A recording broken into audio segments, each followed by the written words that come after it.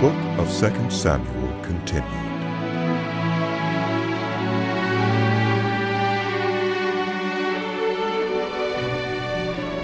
Joab, son of Zeruiah, knew that the king's heart longed for Absalom.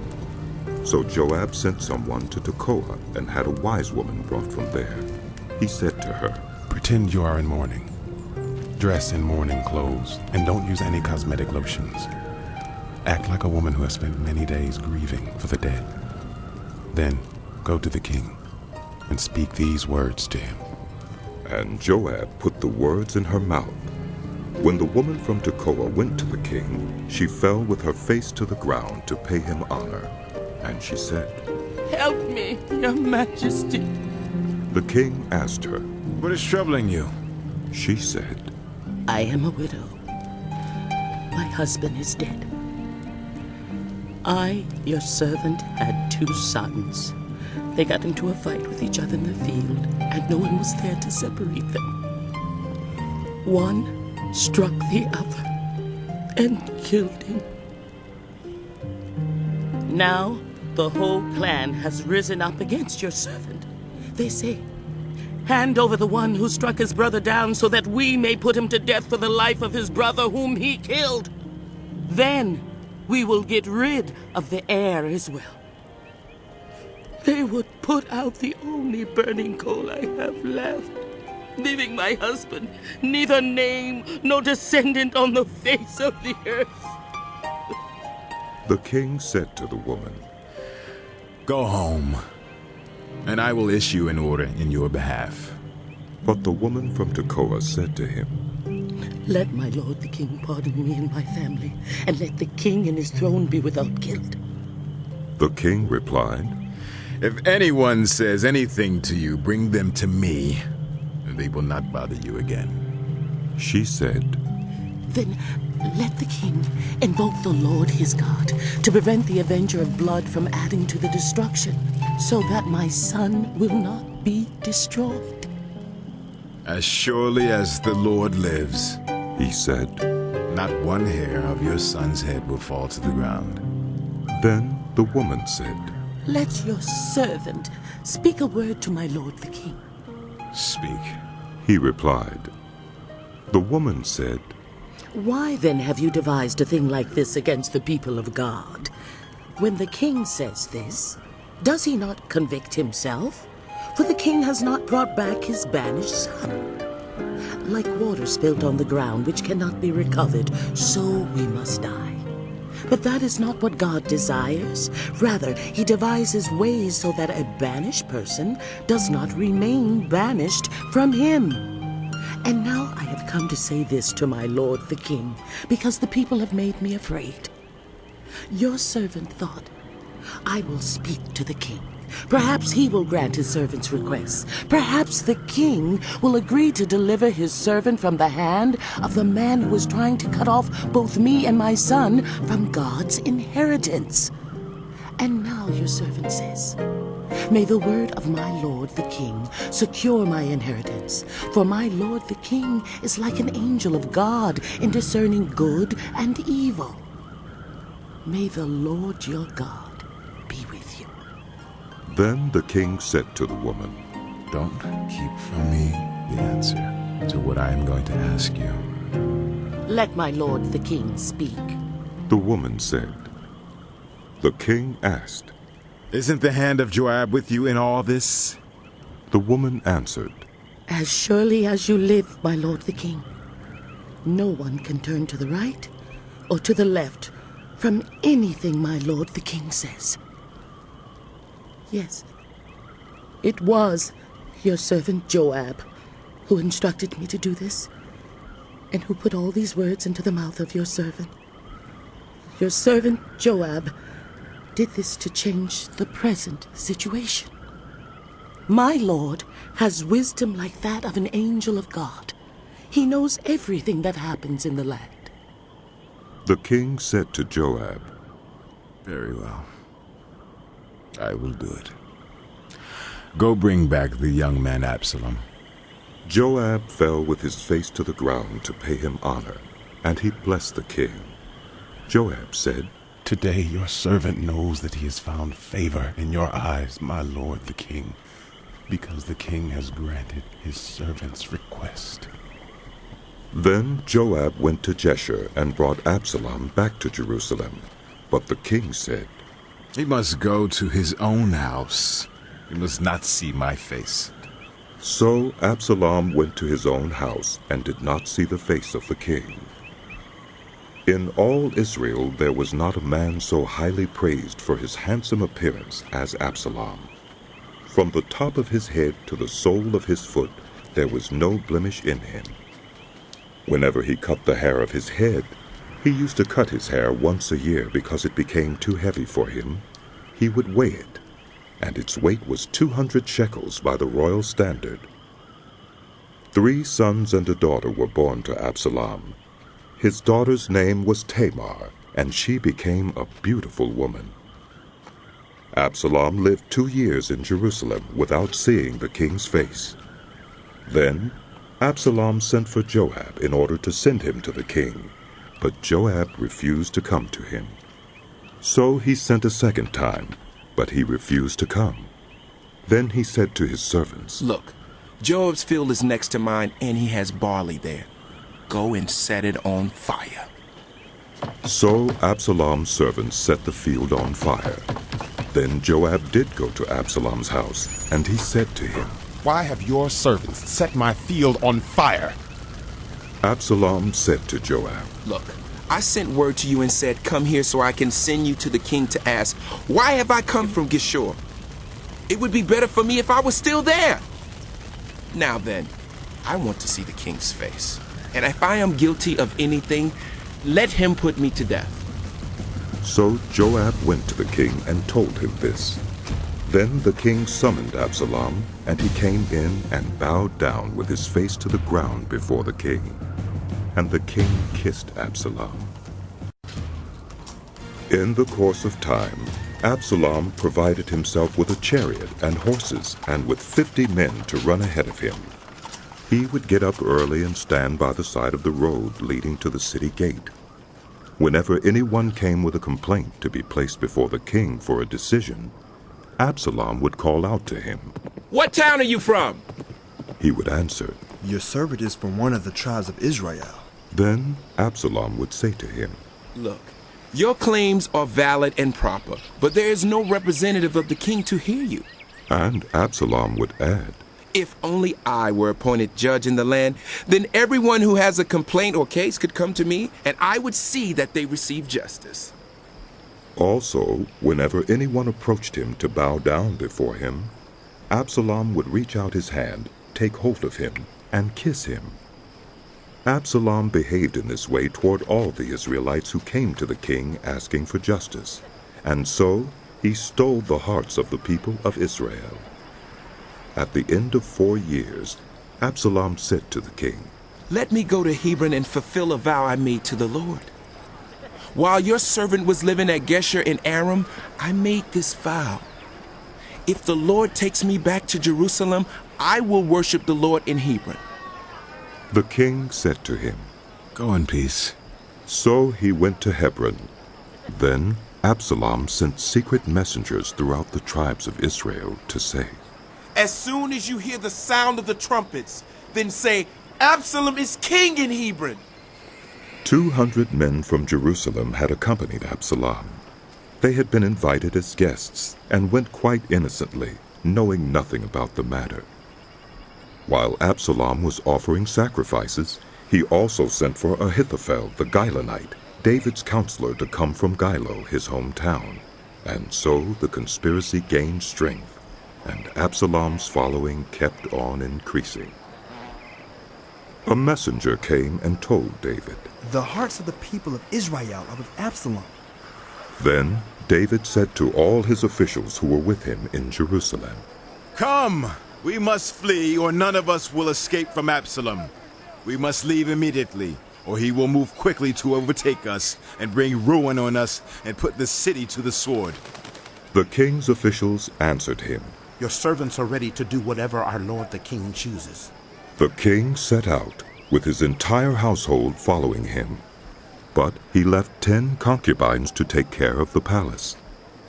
So the king set out, with all the people following him, and they halted at the edge of the city.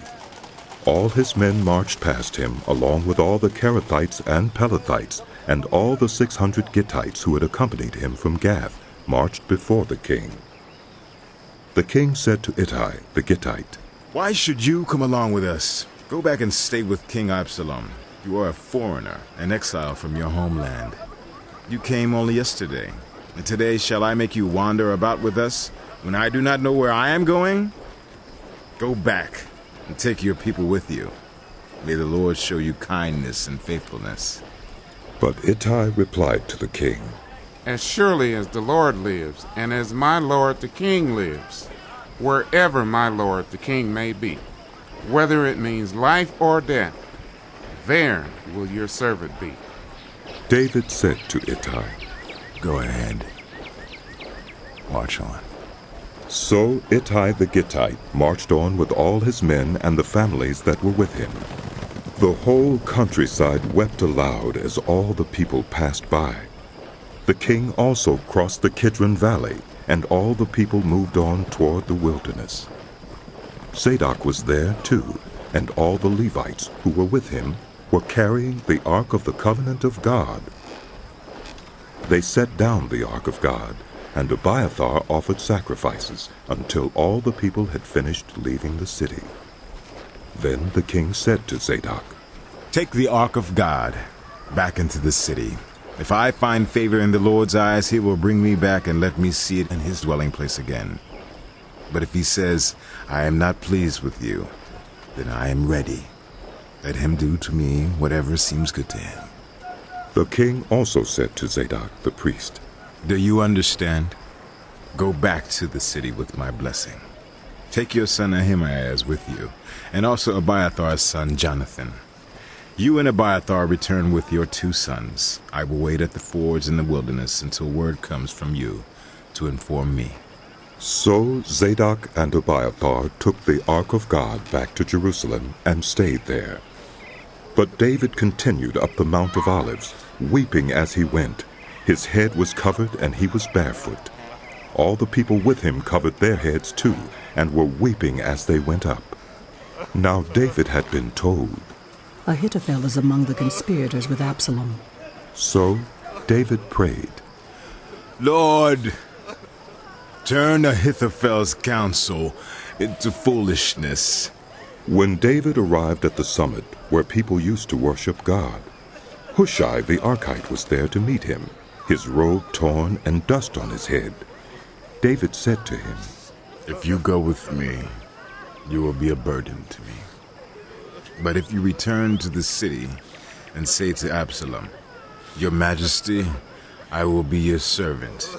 I was your father's servant in the past, but now I will be your servant,' then you can help me by frustrating Ahithophel's advice. Won't the priest Zadok and Abiathar be there with you? Tell them anything you hear in the king's palace. Their 2 sons, Ahimaaz, son of Zadok, and Jonathan, son of Abiathar, are there with them. Send them to me with anything you hear." So Hushai, David's confidant, arrived at Jerusalem as Absalom was entering the city. When David had gone a short distance beyond the summit, there was Ziba, the steward of Mephibosheth, waiting to meet him. He had a string of donkeys saddled and loaded with 200 loaves of bread, 100 cakes of raisins, 100 cakes of figs, and a skin of wine. The king asked Ziba, "Why have you brought these?" Ziba answered, "The donkeys are for the king's household to ride on. The bread and fruit are for the men to eat. And the wine is to refresh those who become exhausted in the wilderness." The king then asked, "Where is your master's grandson?" Ziba said to him, "He is staying in Jerusalem because he thinks, 'Today the house of Israel will restore to me my grandfather's kingdom.'" Then the king said to Ziba, "All that belonged to Mephibosheth is now yours." "I humbly bow," Ziba said. "May I find favor in your eyes, my lord the king." As King David approached Bahurim, A man from the same clan as Saul's family came out from there. His name was Shimei, son of Gera, and he cursed as he came out. He pelted David and all the king's officials with stones, though all the troops and the special guard were on David's right and left. As he cursed, Shimei said, "Get out! Get out, you murderer! You scoundrel! The Lord has repaid you for all the blood you shed in the household of Saul, in whose place you have reigned. The Lord has given the kingdom into the hands of your son, Absalom. You have come to ruin because you are a murderer." Then Abishai, son of Zeruiah, said to the king, "Why should this dead dog curse my lord, the king? Let me go over and cut off his head." But the king said, "What does this have to do with you, you sons of Zeruiah? If he is cursing because the Lord said to him, 'Curse David,' who can ask, 'Why do you do this?'" David then said to Abishai and all his officials, "My son, who is of my own flesh, is trying to take my life. How much more than this Benjamite? Leave him alone. Let him curse, for the Lord has told him to.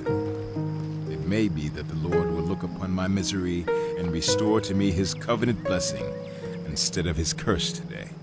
So David and his men continued along the road, while Shimei was going along the hillside opposite him, cursing as he went and throwing stones at him and showering him with dirt.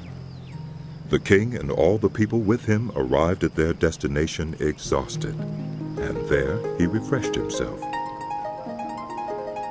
Meanwhile, Absalom and all the men of Israel came to Jerusalem, and Ahithophel was with him. Then Hushai the Archite, David's confidant, went to Absalom and said to him, "Long live the king! Long live the king!" Absalom said to Hushai, "So this is the love you show your friend? If he's your friend, why didn't you go with him?" Hushai said to Absalom, "No. The one chosen by the Lord, by these people, and by all the men of Israel, his I will be, and I will remain with him. Furthermore, whom should I serve? Should I not serve the son? Just as I served your father, so I will serve you." Absalom said to Ahithophel, "Give us your advice. What should we do?" Ahithophel answered, "Sleep with your father's concubines, whom he left to take care of the palace. Then all Israel will hear that you have made yourself obnoxious to your father, and the hands of everyone with you will be more resolute." So they pitched a tent for Absalom on the roof, and he slept with his father's concubines in the sight of all Israel. Now in those days, the advice Ahithophel gave was like that of one who inquires of God. That was how both David and Absalom regarded all of Ahithophel's advice. Ahithophel said to Absalom, "I would choose 12,000 men and set out tonight in pursuit of David. I would attack him while he is weary and weak. I would strike him with terror, and then all the people with him will flee. I would strike down only the king and bring all the people back to you. The death of the man you seek will mean the return of all. All the people will be unharmed." This plan seemed good to Absalom and to all the elders of Israel. But Absalom said, "Summon also Hushai the Archite, so we can hear what he has to say as well." When Hushai came to him, Absalom said, "Ahithophel has given this advice. Should we do what he says? If not, give us your opinion." Hushai replied to Absalom, "The advice Ahithophel has given is not good this time. You know your father and his men. They are fighters, and as fierce as a wild bear robbed of her cubs. Besides, your father is an experienced fighter. He will not spend the night with the troops. Even now, he is hidden in a cave or some other place. If he should attack your troops first, whoever hears about it will say there has been a slaughter among the troops who follow Absalom. Then even the bravest soldier, whose heart is like the heart of a lion, will melt with fear. For all Israel knows that your father is a fighter and that those with him are brave. So I advise you, Let all Israel from Dan to Beersheba, as numerous as the sand on the seashore, be gathered to you, with you yourself leading them into battle. Then we will attack him wherever he may be found, and we will fall on him as dew settles on the ground. Neither he nor any of his men will be left alive. If he withdraws into a city, then all Israel will bring ropes to that city, and we will drag it down to the valley until not so much as a pebble is left. Absalom and all the men of Israel said, The advice of Hushai the Archite is better than that of Ahithophel. For the Lord had determined to frustrate the good advice of Ahithophel in order to bring disaster on Absalom. Hushai told Zadok and Abiathar, the priests, Ahithophel has advised Absalom and the elders of Israel to do such and such, but I have advised them to do so and so. Now send a message at once and tell David, do not spend the night at the fords in the wilderness. Cross over without fail, or the king and all the people with him will be swallowed up. Jonathan and Ahimaaz were staying at Enrogel. A female servant was to go and inform them, and they were to go and tell King David, for they could not risk being seen entering the city. But a young man saw them and told Absalom. So the two of them left at once and went to the house of a man in Bahurim. He had a well in his courtyard, and they climbed down into it.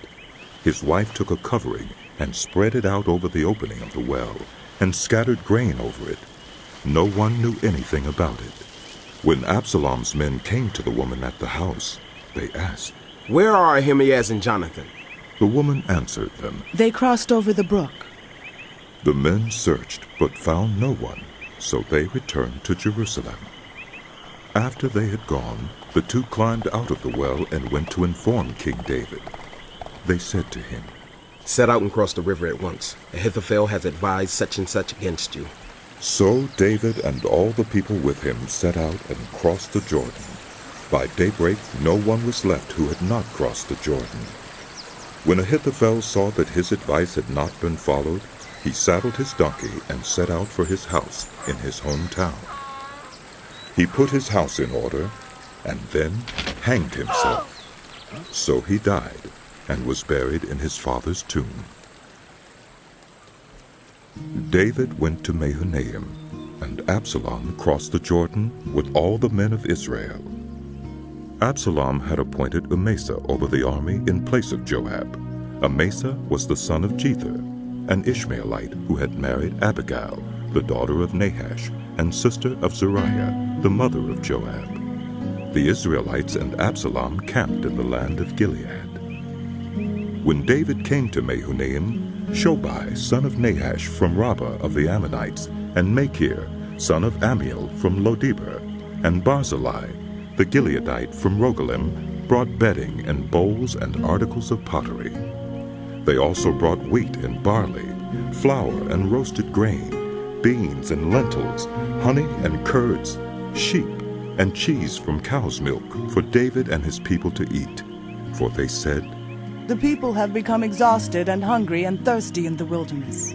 David mustered the men who were with him and appointed over them commanders of thousands and commanders of hundreds. David sent out his troops, a third under the command of Joab, a third under Joab's brother Abishai, son of Zeruiah, and a third under Ittai the Gittite. The king told the troops, I myself will surely march out with you. But the men said, You must not go out. If we are forced to flee, they won't care about us. Even if half of us die, they won't care. But you are worth 10,000 of us. It would be better now for you to give us support from the city. The king answered, I will do whatever seems best to you. So the king stood beside the gate while all his men marched out in units of hundreds and of thousands. The king commanded Joab, Abishai, and Ittai, Be gentle with the young man Absalom, for my sake. And all the troops heard the king giving orders concerning Absalom to each of the commanders. David's army marched out of the city to fight Israel, and the battle took place in the forest of Ephraim. There, Israel's troops were routed by David's men, and the casualties that day were great, 20,000 men. The battle spread out over the whole countryside, and the forest swallowed up more men that day than the sword.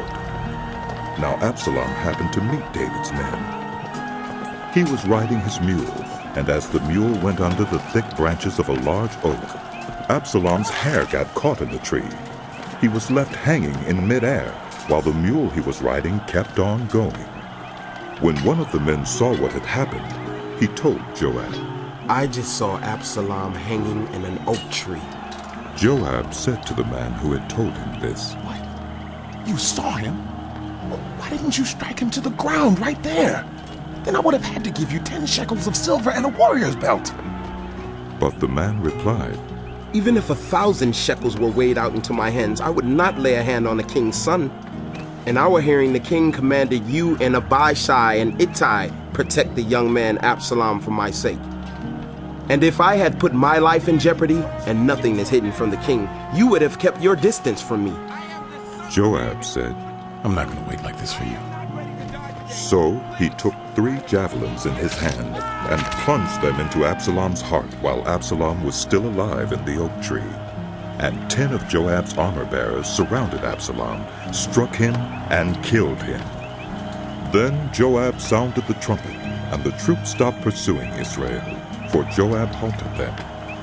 They took Absalom, threw him into a big pit in the forest, and piled up a large heap of rocks over him.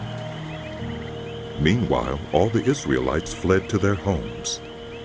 During his lifetime, Absalom had taken a pillar and erected it in the King's Valley as a monument to himself.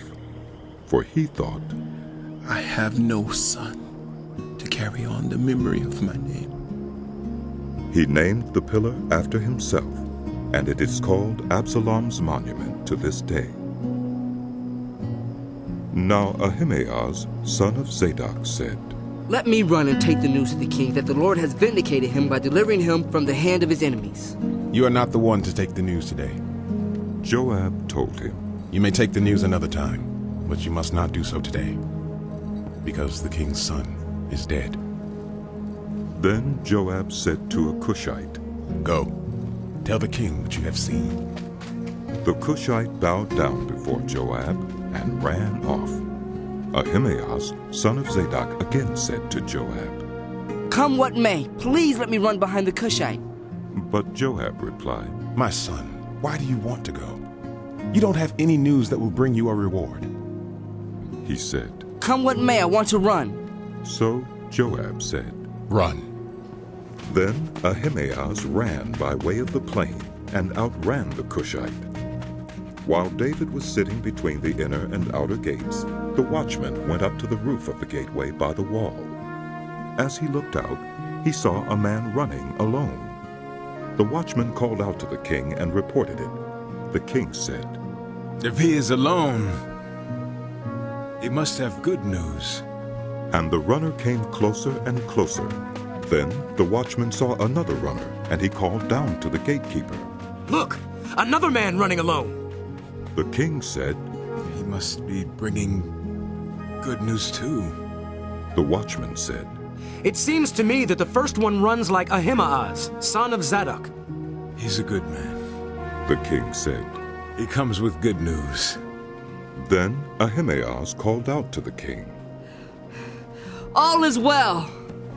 He bowed down before the king with his face to the ground and said, Praise be to the Lord your God.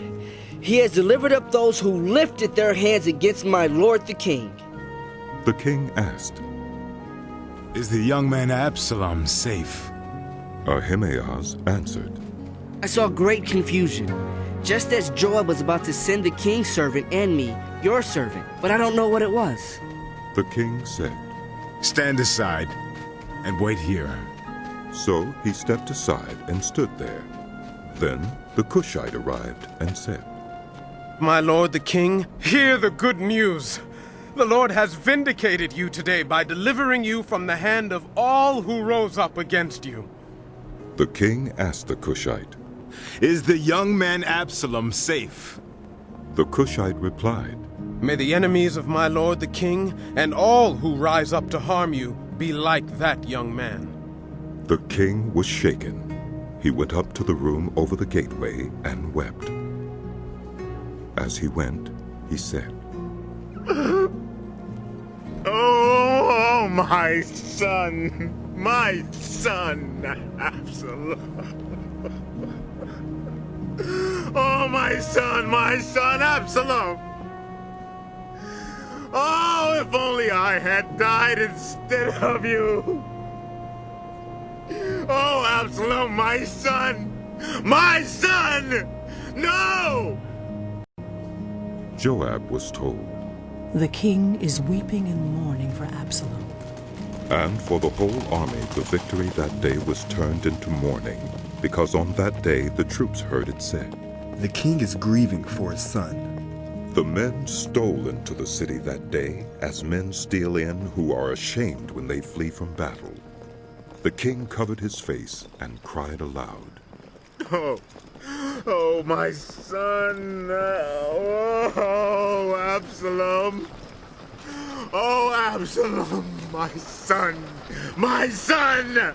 Then Joab went into the house to the king and said, Today you have humiliated all your men, who have just saved your life, and the lives of your sons and daughters, and the lives of your wives and concubines. You love those who hate you, and hate those who love you. You have made it clear today that the commanders and their men mean nothing to you. I see that you would be pleased if Absalom were alive today and all of us were dead. Now go out and encourage your men. I swear by the Lord that if you don't go out, not a man will be left with you by nightfall. This will be worse for you than all the calamities that have come on you from your youth till now. So the king got up and took his seat in the gateway. When the men were told, The king is sitting in the gateway. they all came before him. Meanwhile, the Israelites had fled to their homes. Throughout the tribes of Israel, all the people were arguing among themselves, saying, The king delivered us from the hand of our enemies. He is the one who rescued us from the hand of the Philistines. But now he has fled the country to escape from Absalom. And Absalom, whom we anointed to rule over us, has died in battle. So why do you say nothing about bringing the king back? King David sent this message to Zadok and Abiathar, the priests. Ask the elders of Judah, why should you be the last to bring the king back to his palace, since what is being said throughout Israel has reached the king at his quarters? You are my relatives, my own flesh and blood. So why should you be the last to bring back the king? And say to Amasa, are you not my own flesh and blood? May God deal with me, be it ever so severely, if you are not the commander of my army for life in place of Joab. He won over the hearts of the men of Judah, so that they were all of one accord. They sent word to the king. Return, you and all your men. Then the king returned and went as far as the Jordan. Now the men of Judah had come to Gilgal to go out and meet the king and bring him across the Jordan. Shimei, son of Gera, the Benjamite from Bahurim, hurried down with the men of Judah to meet King David. With him were 1,000 Benjamites, along with Ziba, the steward of Saul's household, and his 15 sons and 20 servants. They rushed to the Jordan where the king was. They crossed at the ford to take the king's household over and to do whatever he wished. When Shimei, son of Gera, crossed the Jordan, he fell prostrate before the king and said to him, May my lord not hold me guilty. Do not remember how your servant did wrong on the day my lord the king left Jerusalem? May the king put it out of his mind. For I, your servant, know that I have sinned. But today I have come here as the first of the whole house of Joseph, to come down and meet my lord the king. Then Abishai, son of Zeruiah, said, Shouldn't Shimei be put to death for this? He cursed the Lord's anointed. David replied, What does this have to do with you, you sons of Zeruiah? What right do you have to interfere? Should anyone be put to death in Israel today? Don't I know that today I am king over Israel? So the king said to Shimei, You shall not die. And the king promised him on oath. Mephibosheth, Saul's grandson, also went down to meet the king. He had not taken care of his feet, or trimmed his mustache, or washed his clothes from the day the king left until the day he returned safely. When he came from Jerusalem to meet the king asked him, Why didn't you go with me, Mephibosheth? He said, My lord the king, since I, your servant, am lame, I said, I will have my donkey saddled and will ride on it so I can go with the king. But Ziba, my servant, betrayed me, and he has slandered your servant to my lord the king. My lord the king is like an angel of God, so do whatever you wish. All my grandfather's descendants deserve nothing but death from my lord the king. But you gave your servant a place among those who eat at your table. So what right do I have to make any more appeals to the king? The king said to him, Why say more? I order you and Ziba to divide the land. Mephibosheth said to the king, Let him take everything, now that my lord the king has returned home safely. Barzillai the Gileadite also came down from Rogelim to cross the Jordan with the king and to send him on his way from there. Now Barzillai was very old, 80 years of age. He had provided for the king during his stay in Mahanaim, for he was a very wealthy man. The king said to Barzillai, Cross over with me and stay with me in Jerusalem, and I will provide for you. But Barzillai answered the king, How many more years will I live that I should go up to Jerusalem with the king? I am now 80 years old. Can I tell the difference between what is enjoyable and what is not? Can your servant taste what he eats and drinks? Can I still hear the voices of male and female singers? Why should your servant be an added burden to my lord the king? Your servant will cross over the Jordan with the king for a short distance. But why should the king reward me in this way? Let your servant return, that I may die in my own town, near the tomb of my father and mother. But here is your servant Kimham. Let him cross over with my lord, the king.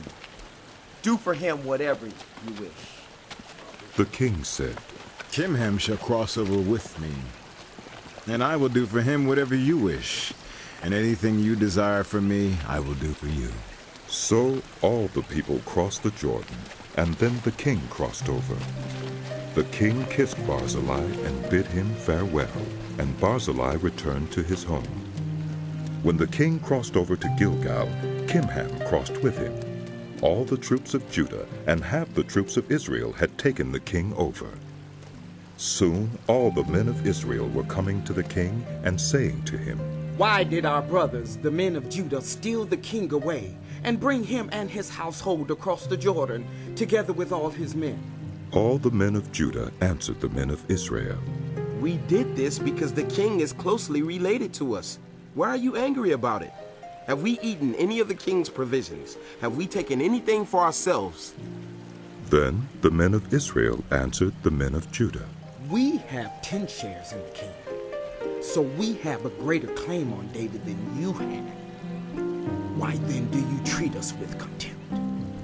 Weren't we the first to speak of bringing back our king? But the men of Judah responded even more harshly than the men of Israel. Now a troublemaker named Sheba, son of Bichri, a Benjamite, happened to be there. He sounded the trumpet and shouted, We have no share in David, no part in Jesse's son. Everyone to your tents, Israel. So all the men of Israel deserted David to follow Sheba, son of Bichri. But the men of Judah stayed by their king all the way from the Jordan to Jerusalem.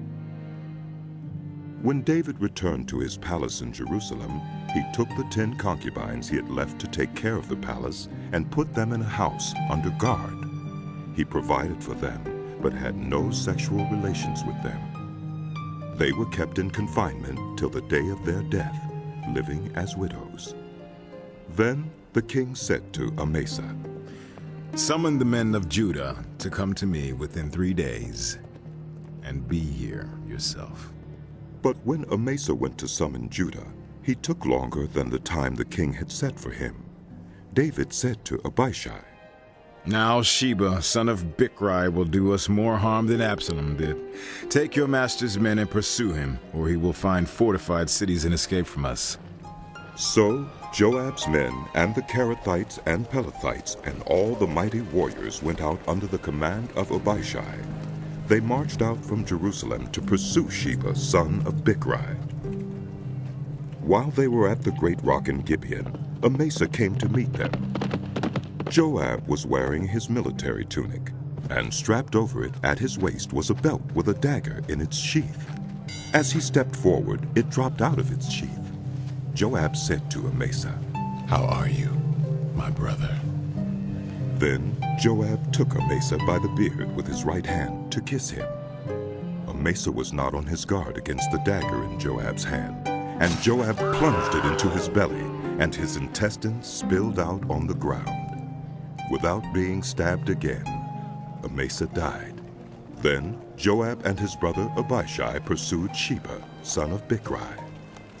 One of Joab's men stood beside Amasa and said, "Whoever favors Joab, and whoever is for David, let him follow Joab." Amasa lay wallowing in his blood in the middle of the road, and the man saw that all the troops came to a halt there. When he realized that everyone who came up to Amasa stopped, he dragged him from the road into a field and threw a garment over him.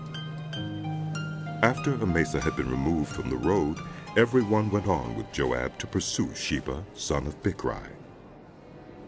Sheba passed through all the tribes of Israel to Abel-Beth-Maachah and through the entire region of the Bichrites, who gathered together and followed him. All the troops with Joab came and besieged Sheba in Abel-Beth-Maachah.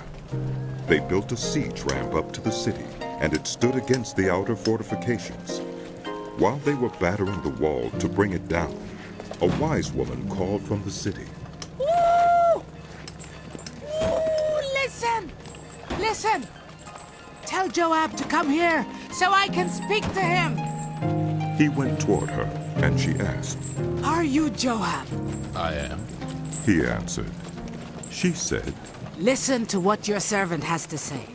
"I'm listening," he said. She continued, "Long ago they used to say, 'Get your answer at Abel,' and that settled it. We are the peaceful and faithful in Israel. You are trying to destroy a city that is a mother in Israel. Why do you want to swallow up the Lord's inheritance?" "Far be it from me," Joab replied. "Far be it from me to swallow up or destroy. That is not the case. A man named Sheba, son of Bichri, from the hill country of Ephraim, has lifted up his hand against the king, against David. Hand over this one man, and I'll withdraw from the city." The woman said to Joab, "His head will be thrown to you from the wall." Then the woman went to all the people with her wise advice, and they cut off the head of Sheba, son of Bichri, and threw it to Joab. So he sounded the trumpet, and his men dispersed from the city, each returning to his home. And Joab went back to the king in Jerusalem. Joab was over Israel's entire army. Benaiah, son of Jehoiada, was over the Kerethites and Pelethites. Adoniram was in charge of forced labor. Jehoshaphat, son of Ahilud, was recorder. Sheva was secretary. Zadok and Abiathar were priests, and Ira the Jairite was David's priest. During the reign of David, there was a famine for 3 successive years. So David sought the face of the Lord. The Lord said, "It is on account of Saul and his blood-stained house. It is because he put the Gibeonites to death." The king summoned the Gibeonites and spoke to them. Now the Gibeonites were not a part of Israel, but were survivors of the Amorites. The Israelites had sworn to spare them, But Saul, in his zeal for Israel and Judah, had tried to annihilate them. David asked the Gibeonites, "What shall I do for you? How shall I make atonement so that you will bless the Lord's inheritance?"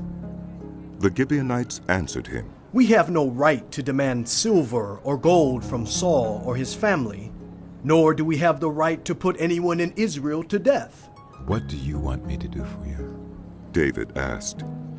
They answered the king, "As for the man who destroyed us and plotted against us, so that we have been decimated and have no place anywhere in Israel, let 7 of his male descendants be given to us to be killed and their bodies exposed before the Lord at Gibeah of Saul, the Lord's chosen one." So the king said, "I will give them to you." The king spared Mephibosheth, son of Jonathan, the son of Saul, because of the oath before the Lord between David and Jonathan, son of Saul. But the king took Armoni and Mephibosheth, the 2 sons of Ai's daughter Rizpah, whom she had borne to Saul, together with the 5 sons of Saul's daughter Merab, whom she had borne to Adriel, son of Barzillai, the Maholathite. He handed them over to the Gibeonites, who killed them and exposed their bodies on a hill before the Lord.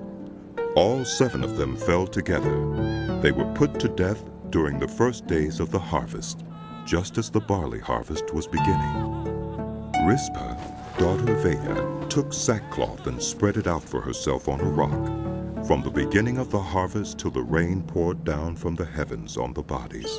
She did not let the birds touch them by day, or the wild animals by night. When David was told what Aiah's daughter Rizpah, Saul's concubine, had done, he went and took the bones of Saul and his son Jonathan from the citizens of Jabesh Gilead. They had stolen their bodies from the public square at Bethshan, where the Philistines had hung them after they struck Saul down on Gilboa.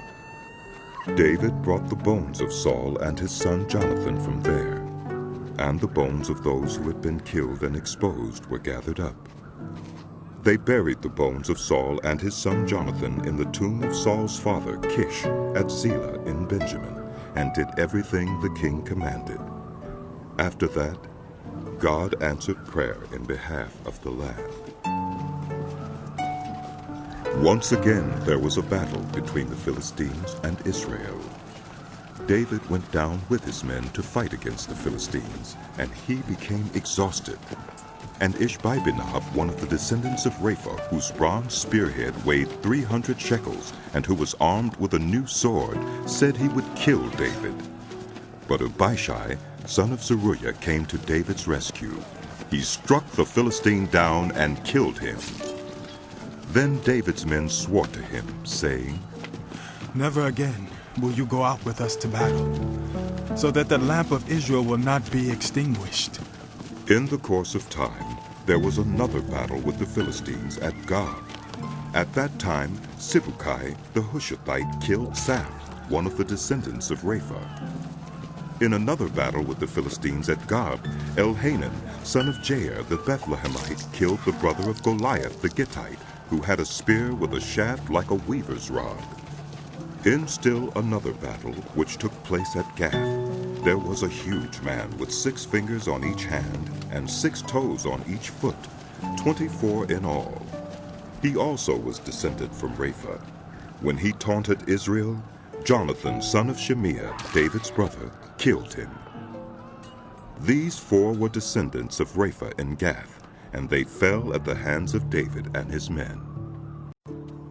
David sang to the Lord the words of this song when the Lord delivered him from the hand of all his enemies and from the hand of Saul.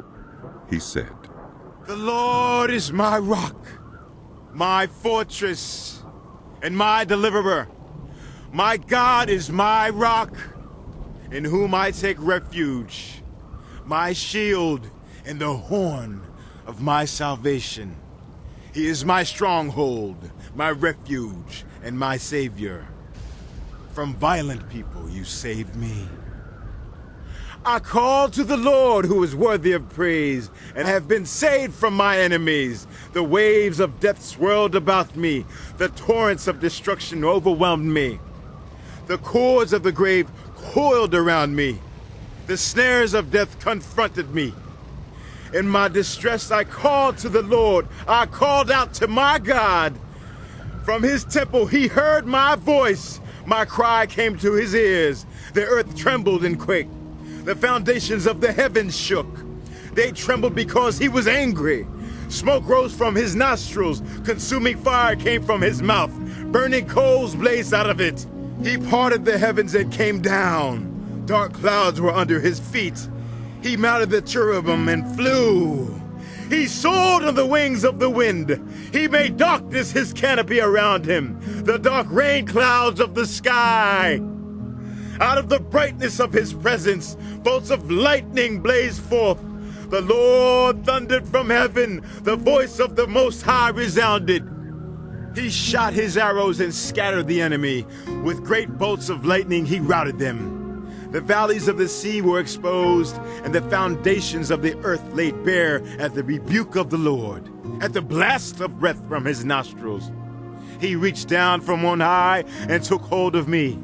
He drew me out of deep waters. He rescued me from my powerful enemy, from my foes who were too strong for me.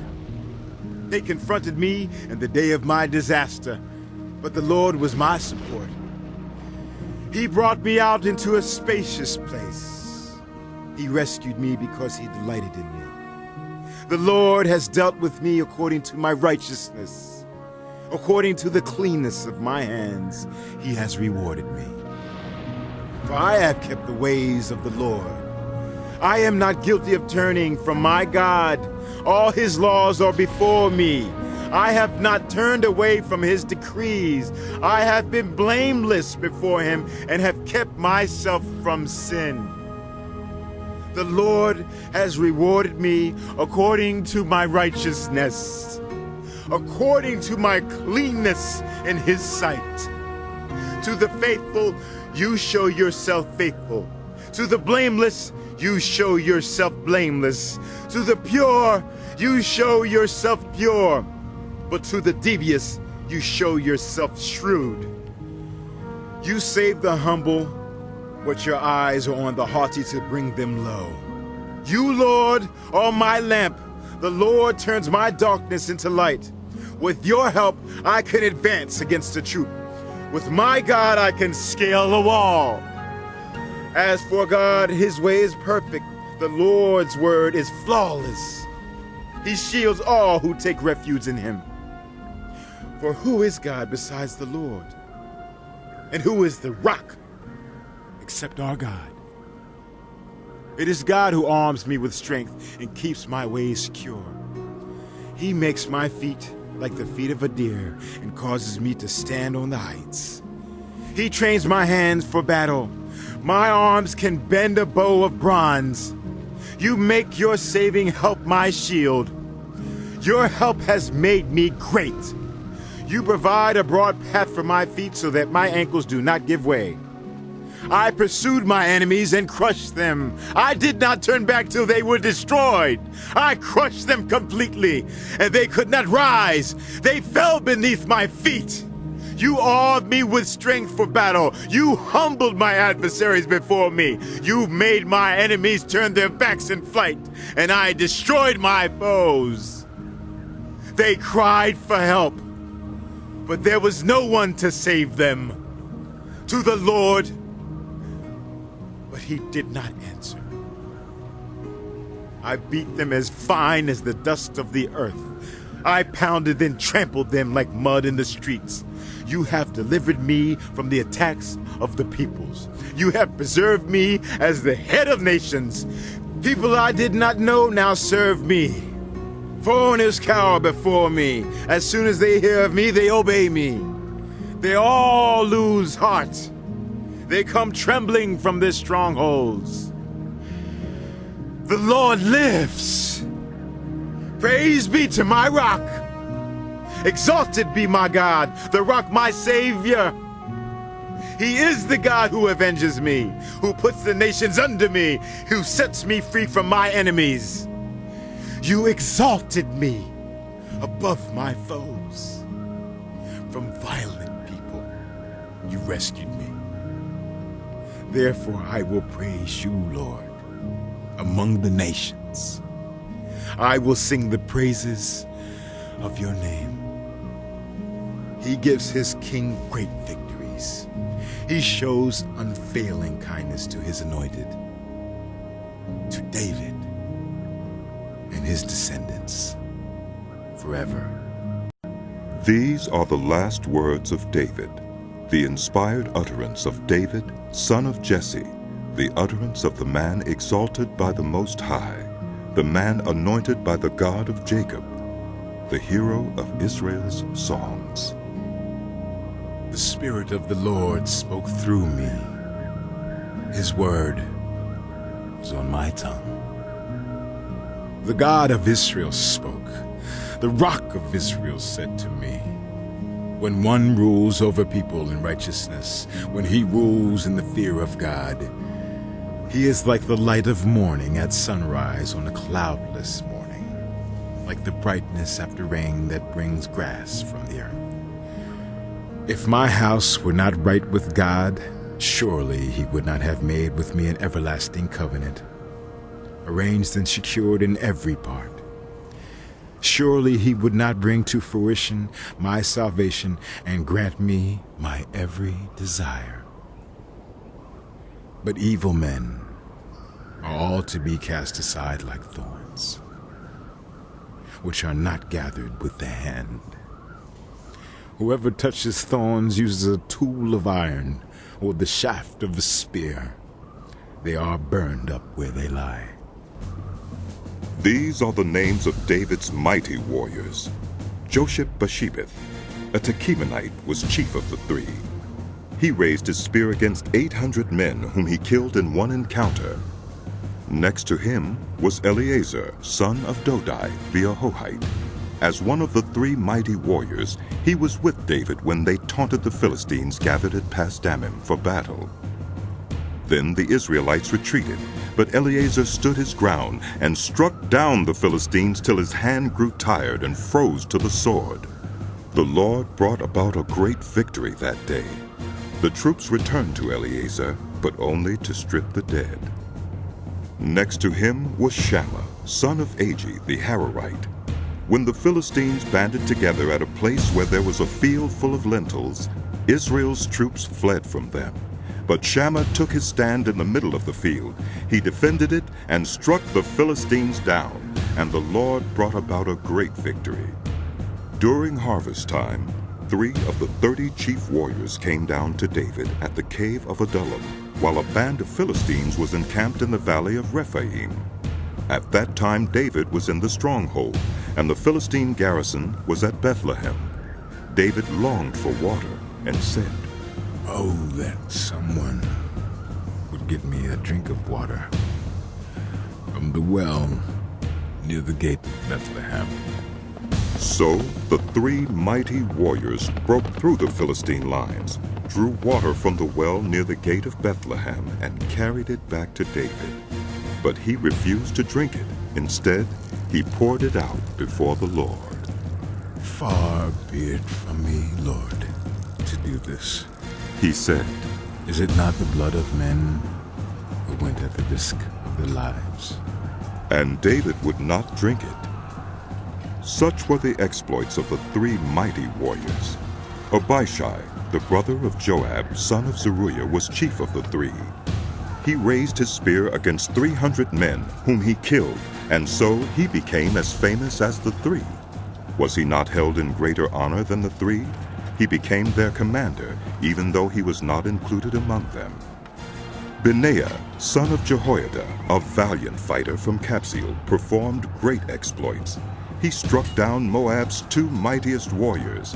He also went down into a pit on a snowy day and killed a lion. And he struck down a huge Egyptian. Although the Egyptian had a spear in his hand, Benaiah went against him with a club. He snatched the spear from the Egyptian's hand and killed him with his own spear. Such were the exploits of Benaiah, son of Jehoiada. He too was as famous as the 3 mighty warriors.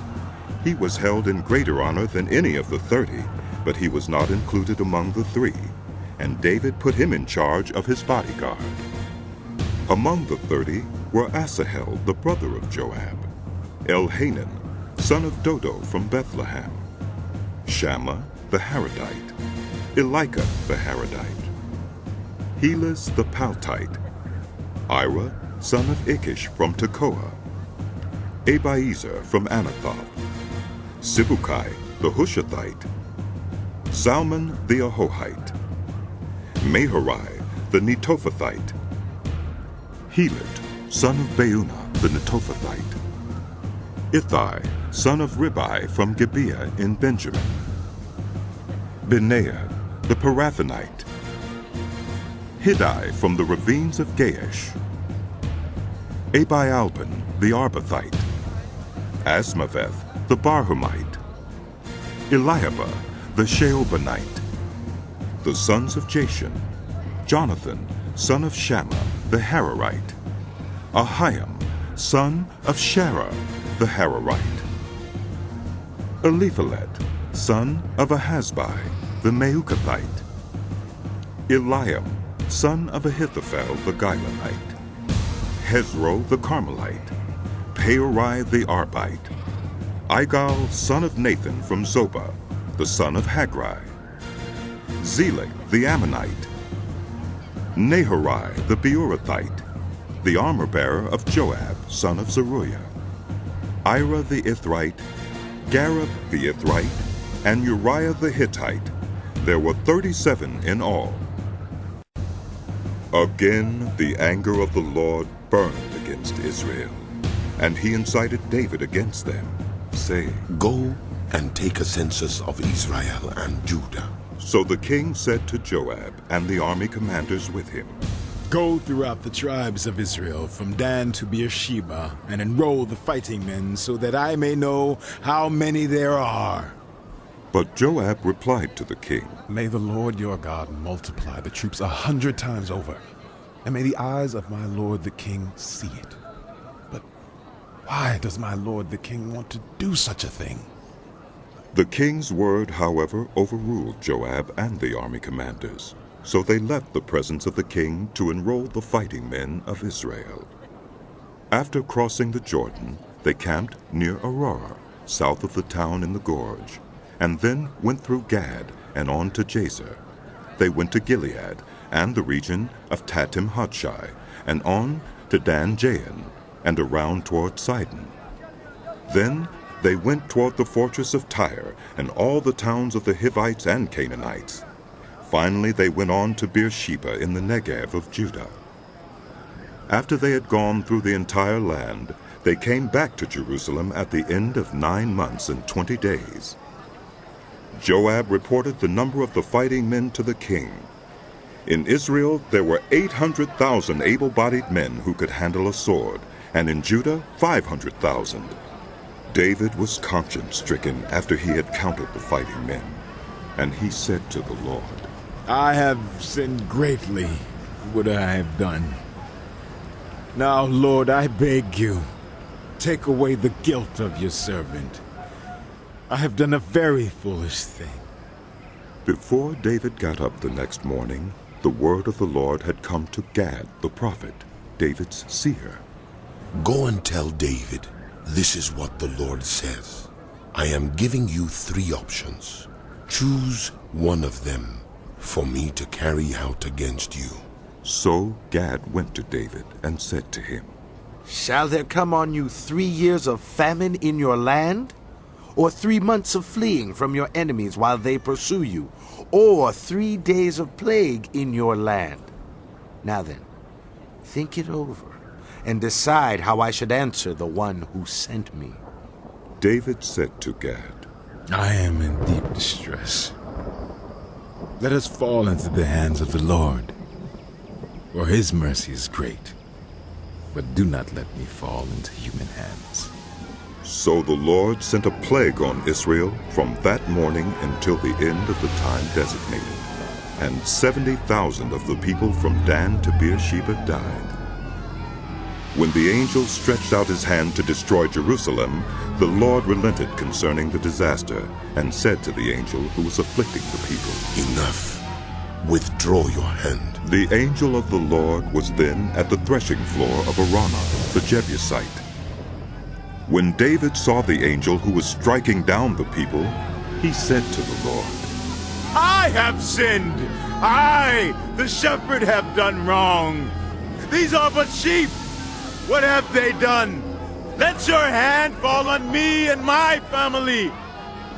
On that day, Gad went to David and said to him, Go up and build an altar to the Lord on the threshing floor of Araunah the Jebusite. So David went up, as the Lord had commanded through Gad. When Araunah looked and saw the king and his officials coming toward him, he went out and bowed down before the king with his face to the ground. Araunah said, Why has my lord the king come to his servant? To buy your threshing floor, David answered, so I can build an altar to the Lord, that the plague on the people may be stopped. Araunah said to David, Let my lord the king take whatever he wishes and offer it up. Here are oxen for the burnt offering, and here are threshing sledges and ox yokes for the wood. Your majesty, Araunah gives all this to the king. Araunah also said to him, May the Lord your God accept you. But the king replied to Araunah, No, I insist on paying you for it. I will not sacrifice to the Lord my God burnt offerings that cost me nothing. So David bought the threshing floor and the oxen, and paid 50 shekels of silver for them. David built an altar to the Lord there, and sacrificed burnt offerings and fellowship offerings. Then the Lord answered his prayer in behalf of the land, and the plague on Israel was stopped.